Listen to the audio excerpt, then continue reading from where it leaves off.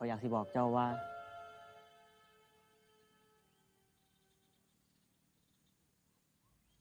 ข้อยฮักเจ้าหลายข่อยคิดฮอดบรรยากาศเก่าๆ คิดฮอดความเก่าความหลัง บ้านเฮามันก็ซ้ำบ้านเฮาเนี่ยล่ะฝันสูงหลาย มันก็แทบสิเป็นไปบ่ได้เลย เป็นไทบ้านอยู่ง่ายกินง่ายบ่เดือดร้อนไผแบบนี้ล่ะ แม้นอีหยังต่างๆมันสิเปลี่ยนไป หรือว่าอีหยังมันสิเกิดขึ้นก็ตามข่อยเข้าใจเจ้าอยู่ข่อยบ่โทษเจ้าดอก ทุกคนมีสิทธิ์สิเลือกแนวดีๆให้กับชีวิตเจ้าของแต่ข่อยก็บ่เขียนให้เจ้า